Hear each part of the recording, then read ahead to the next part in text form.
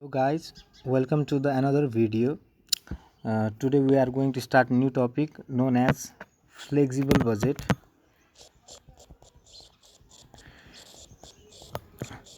र खुसीको कुरा के छ कि यो च्याप्टर हामीले अलरेडी नै पढिसक्यौं र एक्जाममा आइसकेको छ। यो तिमीलाई मैले डे 1 डे 2 मा पढाउँदाखेरि यो च्याप्टर अलरेडी नै पढाइसके। त्यसैले यो च्याप्टर तिमीहरुको लागि इजी नै हुन्छ। यो सबै च्याप्टरको क्वेशनहरु पनि हमक हुनेवाला छ। त्यही भएर नआत्तिनु होला। सिम्पल छ। एउटा क्वेशन सल्भ गरेर देखाइदिन्छु म। र यो बजेटको बारेमा के हो कता हो भन्ने कुरा एउटा 20 मार्क्सको हाम्रो फुल क्वेशन आउँछ एक्जाममा। त्यहाँ चाहिँ म बजेट भने के हो, बजेटको इम्पोर्टेन्स के हो, कस्तो टाइपको बजेटहरु हुन्छ त्यहाँ डिस्कस गर्छु। यहाँ चाहिँ म सिम्पली खाली क्वेशनको बारेमा मात्र डिस्कस गर्नेवाला छु। सो यो च्याप्टरमा मैले थ्योरेटिकल पार्ट के इन्क्लुड गरेन, तर त्यही पनि सिम्पल बजेट भन्नाले के बुझ्छौं। जस्तै हाम्रो गभर्नमेन्टले पनि सालसालै बजेट प्रिपरेसन गर्छ है। हामी पनि आफ्नो मन्थली एक्सपेन्डिचर बजेट बनाउँछौं, कोही पर्सनल बजेटहरु बनाउँछन्। सो बजेट भन्नाले के भन्दाखेरि बजेट जहिले पनि फ्युचरको लागि बनाइन्छ। बजेटको डेफिनेसन मात्र लेखिराखौं। Budget is an estimation in advance for future. Budget भन्नाले आज नै एस्टिमेट गर्नु भविष्यको लागि, त्यसलाई हामी के भन्छौं, बजेट भन्छौं। सो बजेट भन्नाले केही कुरा भविष्यमा गर्दै छौ भनेपछि त्यसको कुराको लागि आज नै एस्टिमेसन गर्नु, तयारी गर्नु, that is budget. So budget is a planning activity. यसलाई हामी भन्न सक्छौं यो प्लानिङ एक्टिभिटी हो। प्लानिङ एक्टिभिटी हो। र बजेटको फाइदा के हुन्छ यसको डिटेल चर्चा चाहिँ म बजेट भन्ने 20 मार्क्सको हाम्रो जो मास्टर बजेट भन्ने एउटा च्याप्टर छ त्यो 20 मार्क्सको एक्जाममा आउँछ, त्यहाँ चाहिँ डिस्कस गर्छु।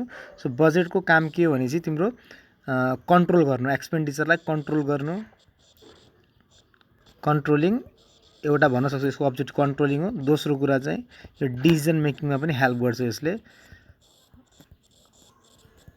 सो यति बजेट भनेको यो डेफिनेसन लिन सक्छौ, एक्जाममा आउँछ पनि यो डेफिनेसन। त्यहाँ पनि अझ म डिटेल चर्चा गर्छु। अहिले यहाँ सिम्पली गए। सेकेन्डमा टाइप्स अफ बजेटमा हाम्रो दुईटा बजेट हुन्छ। टाइप्स अफ बजेट, दुईटा बजेट हुन्छ टाइप्स अफ बजेट। एउटा हुन्छ हाम्रो फिक्स्ड बजेट अथवा स्ट्याटिक बजेट पनि भन्छौँ यसलाई। फिक्स्ड बजेट अल्सो नोन एज स्ट्याटिक बजेट। अर्को हुन्छ हाम्रो फ्लेक्सिबल बजेट जो यो च्याप्टरको नाम हो। बस खाली यसको डेफिनेसन मात्र लेख्नु होला। फिक्स्ड बजेट भन्नाले when management wants to know cost and profit at particular level of activity, then fixed budget is prepared. जस्तै मानौ तिमीहरुले एउटा मसिन लिएर आयो, त्यो मसिनको क्यापासिटी छ, त्यो मसिनले सालभरिमा 10,000 बिस्किट, सालभरिमा 1 लाख बिस्किट बनाउन सक्छ। कति बिस्किट बनाउन सक्छ? 1 लाख बिस्किट। त पहिलो साल नै तिमीहरु ल्याइराछौ भने चाहिँ 1 लाख बिस्किट त उत्पादन गर्दैनौ, हामी प्रोडक्सन गर्दैनौ। सो हामीले के सोचे हुन्छ, मानौ मैले सोचे कि यो पालीमा 60,000 मात्र बिस्किट प्रोडक्सन गर्छु। कति प्रोडक्सन गर्छु? 60,000 मात्र बिस्किट प्रोडक्सन गर्छु। So this is called 60% level. 1 lakh भनेको 100% भयो। सो 60,000 बनाउँ 60%। जो यो पर्टिकुलर लेभलमा म्यानेजमेन्टलाई कस्ट हेर्न मन लाग्यो, प्रफिट, मेटेरियल, लेबर, हैन, के रे factory overhead, office overhead, selling ओभरहेडको खर्च हेर्न मन लाग्यो, त्यहाँबाट कस्ट अनि यसलाई कतिमा बेच्ने भन्ने त्यो प्रफिट हेर्न मन लाग्यो, कस्ट र प्रफिट हेर्न मन लाग्यो कुनै पर्टिकुलर लेभलमा 60% मा। So this is known as fixed budget. त फ्लेक्सिबल बजेट भने के त? Flexible budget when management wants to know cost and profit at various level of activities, then flexible budget is prepared. त्यसरी कुन बजेट प्रिपेयर गरिन्छ? Flexible budget. जस्तै अहिले त मैले 60% लेभलमा हेरेर मलाई त फिक्स्ड हो।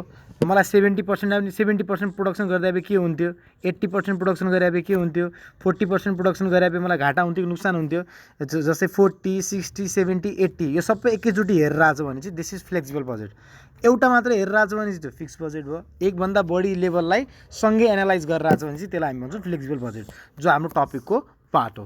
र यसको अब म डाइरेक्टली हिसाब पोर्सनमा आएँ। यसमा अब बढी बुझ्नुपर्ने कुरा केही पनि छैन। यो च्याप्टर मैले अलरेडी गरिसकेको थिएँ।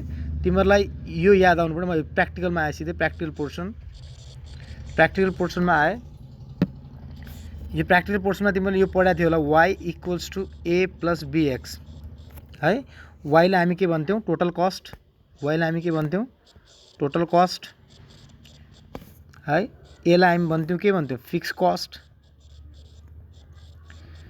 बीलाई हामी के भन्थ्यौँ, भेरिएबल कस्ट पर युनिट। र एक्सलाई हामी के भन्थ्यौँ, लेभल अफ एक्टिभिटी। यो मैले अलरेडी गराइसकेको छु तिमीहरूलाई, लेभल अफ एक्टिभिटी। र यो छुट्याउने काम गर्थ्यो यसले। एउटा त हाम्रो टेक्निक थियो सेग्रिगेसन अफ कस्ट, सेग्रिगेसनमा हाइलो टेक्निक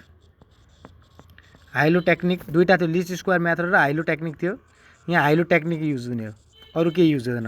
हाइलो टेक्निकमा भेरिएबल कस्ट पर युनिट कसरी निकाल्छौँ, variable cost per unit difference in cost अथवा high cost minus low cost divided by different in units अथवा डिफ्रेन्ट इन एक्टिभिटी है। High activity minus low activity. बस यति दुईवटा मात्र चाहियो मलाई। यो च्याप्टर सकियो, बाँकी सबै तपाईँहरूको लागि होमवर्क भयो। सो यसको लागि म क्वेसन नम्बर 1 लिन्छौँ। क्वेसन नम्बर 1 हेर्नुहोस्। प्रब्लम नम्बर 9.1, च्याप्टर नम्बर 9 हो यो। The manufacturing overhead cost of a company at different volume of product will be as given below. Production कति गरेर आएको छ हेर्नुहोस् त, 2 लाखको एउटा कस्ट दिएको छ, 4 लाखको अर्को कस्ट दिएको छ। Indirect material 4 lakh 8 lakh, indirect labour 6 lakh 12 lakh, supervision cost 4 lakh 6 lakh हैन। त्यस्तै यहाँ अर्को दिएको छ hit light and power 3 lakh 5 lakh, depreciation and others 5 lakh 5 lakh.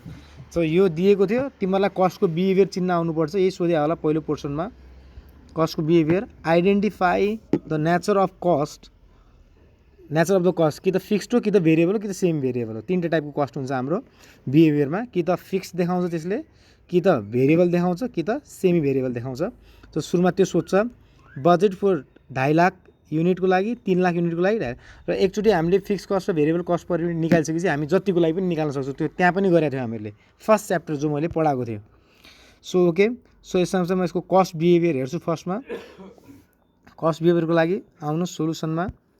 Problem number 9.1 एउटै क्वेसन मात्र, बढिया बढीमा दुईवटा क्वेसन गर्ला यसमा, बढिया धेरै गर्दैन, खालि टाइम लस मात्र हो यो। सो यसमा आउनुहोस्। सुरुमा हाम्रो के थियो, पर्टिकुलर्समा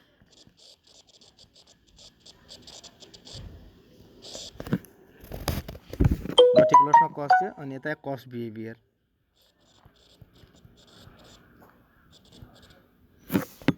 कसरी गराउनु गरे पहिला मैले फेरि पहिलाभन्दा अलिकति चेन्ज गरेर यहाँ कस्ट बिहेभियर थियो,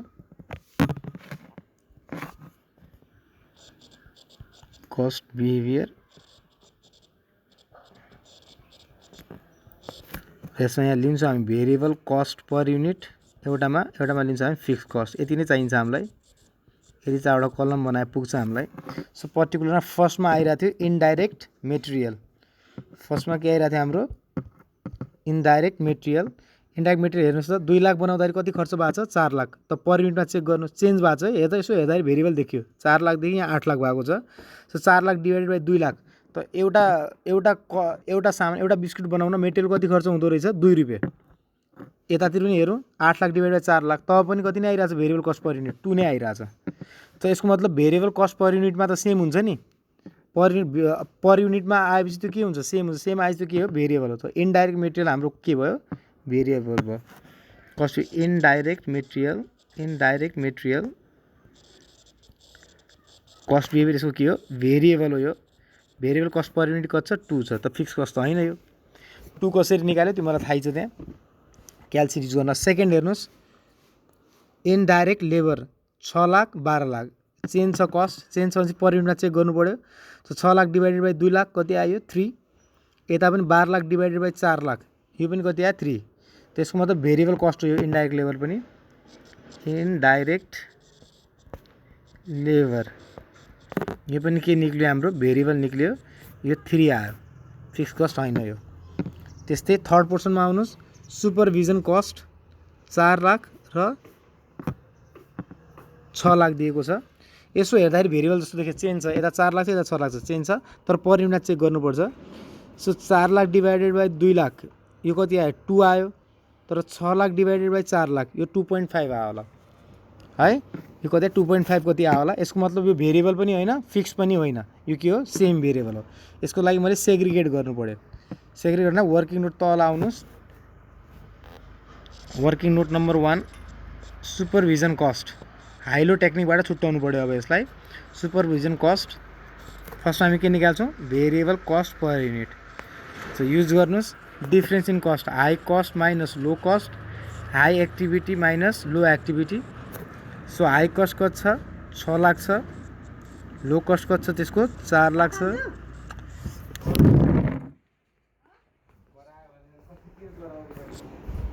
चार लाख 6 लाख छ यो एकैछिन है थोड़ा टाइम वेस्ट भयो।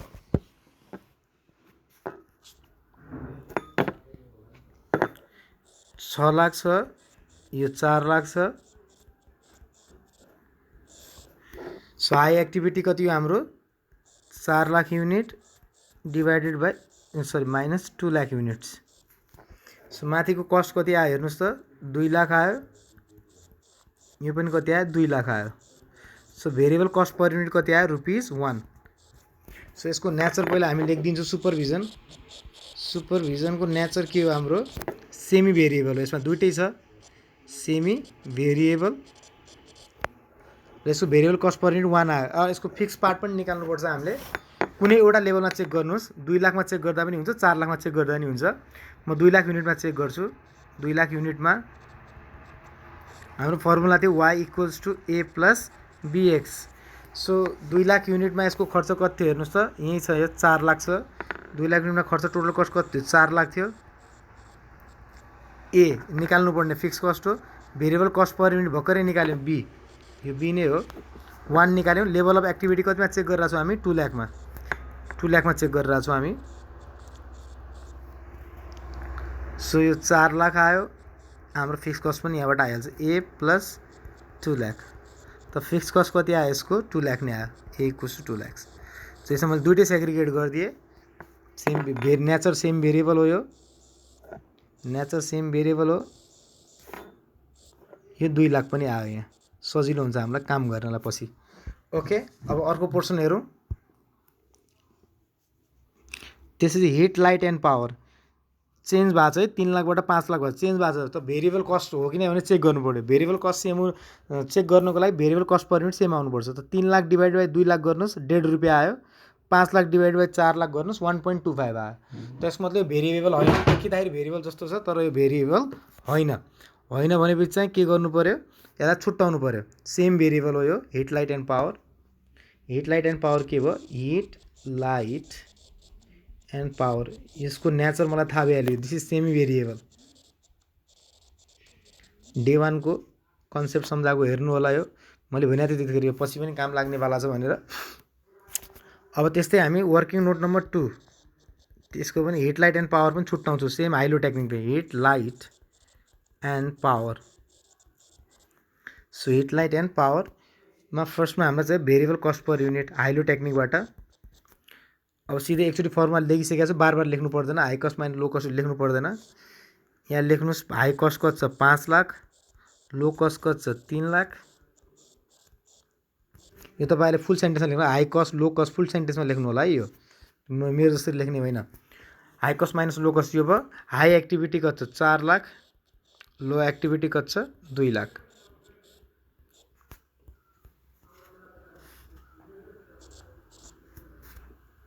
सो यो माथि 2 लाख डिभाइडेड बाई 2 लाख यो पनि 1 आयो धेरै राम्रो 1 आएपछि काम गर्न सक्छ। यो कति आयो 1 आयो।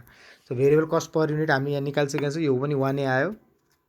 अब यसको फिक्स पार्ट कुनै एउटा लेभलमा चेक गर्दा हुन्छ। म अझ पनि 2 लाखमै चेक गर्छु, 2 लाख युनिटमै फिक्स कस्ट निकाल्नलाई। सो फर्मुला चाहिँ हाम्रो y equals to a plus bx। So y 2 लाखमा कति छ, y को कस्ट 3 लाख रुपियाँ छ, टोटल कस्ट 3 लाख रुपियाँ छ। a मलाई थाहा छैन, a भनेको फिक्स कस्ट हो प्लस bx भेरिएबल कस्ट पर 1 आयो, लेभल अफ एक्टिभिटी कति छ 2 लाख छ। सो यो 3 lakh a plus 2 lakh, therefore a equals to कति आयो 1 लाख आयो। त फिक्स कस्ट यसको कति आयो 1 लाख। यसमा दुईटै पोर्सन इन्क्लुड थियो। अब लास्ट बाँकी छ अनि त्यसपछि हिसाब सकियो। सबै त्यही गर्नुपर्ने यसमा। डेप्रिसिएसन एन्ड अदर हेर्दा यहाँ पनि 2 लाख बनाउँदा पनि 5 लाख खर्च भयो, 4 लाख बनाउँदाखेरि पनि कति खर्च भयो 5 लाख खर्च भयो। यसको मतलब फिक्स्ड हो। डेप्रिसिएसन एन्ड अदर के हो, डेप्रिसिएसन एन्ड अदर यसको नेचर के हो, फिक्स्ड हो, भेरिएबल रहेन 5 लाख। बस एकचोटि यति डाटा भइसकेपछि हामीलाई काम गर्न सजिलो हुन्छ। अब यहाँ टोटल लगाइदिनुस्। टोटल हेर्ने हामीले यसमा टोटल हेरिसकेपछि यो कति आयो 3 2 5 6 7 7 रुपिस पर युनिट आयो। फिक्स कति आयो 5 2 7 1 8 लाख आयो। बस अब जे बस होस् एकचोटि मलाई फिक्स कस्ट टोटलमा थाहा छ, भेरिएबल कस्ट पर युनिटमा थाहा छ भनेपछि म जति लेभलको लागि निकाल्न सक्छु। जो चाहिँ हाम्रो सेकेन्ड पोर्सनमा सोधेको थियो। यसले के सोध्छ, यसले हेर्नुहोस् त, आइडेन्टिफाई द कस्ट बिहेभियर। अब चाहिँ हामीलाई कतिको 2.5 लाखको 3 लाखको र 3.5 लाखको पनि निकाल भन्छ। 2.5 लाख 3 लाख 3.5 पुरा 2.5 लाखको निकालिदिउँ, सिम्पल। अब मेरो बी पार्टको रिक्वायरमेन्ट, यसलाई म बी पार्टको रिक्वायरमेन्ट भन्छु है। सो 2,50,000 युनिटको कस्ट निकाल भनेर आज। सो हाम्रो फर्मुला त यही हो, टोटल कस्ट निकाल्ने y equals to a plus bx। So y निकाल्नुपर्ने a कति आयो 8 लाख आयो। हेर्नुहोस् त a फिक्स कस्टलाई हामी a पनि भन्छौँ, भेरिएबल कस्ट पर युनिट यो b हो। फिक्स कस्टलाई हामी के पनि भन्छौँ, a पनि भन्छौँ। त फिक्स कस्ट कति छ 8 लाख छ, फिक्स कस्ट 8 लाख छ। भेरिएबल कस्ट पर युनिट भर्खरै 7 रुपियाँ निकाल्यौँ। हेर्नुहोस् त भेरिएबल कस्ट पर युनिट कति आयो 7 आयो।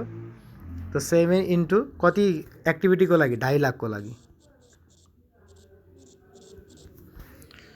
सो यसमा क्यालकुलेटर युज गरौँ। 2.5 लाख इन्टु 7 त्यो कति आयो 17,50,000। 17,50,000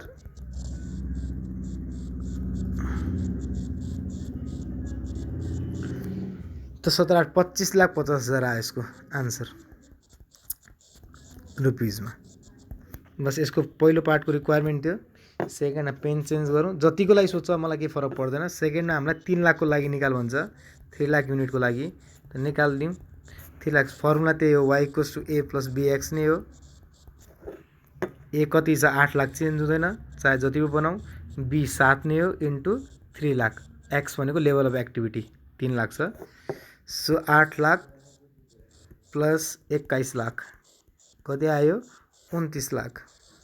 सबै क्वेसन सेम यसरी नै हो। सबै क्वेसन जसरी मैले गरेँ सबै होमवर्क भयो तिमीहरूलाई। अर्को कतिको लागि छ 3,50,000 युनिटको लागि पनि निकाल भन्छ। त निकालिदिनुहोस् y equals to a plus bx नै सेम। a कति आयो हाम्रो 8 लाख, b कति आयो हाम्रो 7, 3.5 लाख। यो 3.5 लाख इन्टु 7, 3.5 लाख इन्टु 7 जतिको पनि निकाल्न सकिन्छ। 24,50,000 आयो। 8 lakh plus 24,50,000 32,50,000। So this is the answer. यति नै थियो क्वेसनमा गर्नुपर्ने है। 25 50 29। अर्को 4,20,000 को लागि पनि निकाल भन्छ। अति पनि निकाल्नु 4,20,000 को लागि, त्यो पनि निकालेर बताइदिन्छु म। लास्ट पोर्सन कति 4,20,000 युनिटको पनि निकाल भन्छ। त निकाल्नुहोस्, यो लास्ट हो। अझ y equals to a plus bx। So y निकाल्नुपर्ने a कति छ हाम्रो 8 लाख, b कति हो 7, चेन्ज हुँदैन, भेरिएबल कस्ट पर युनिट 4,20,000 यो।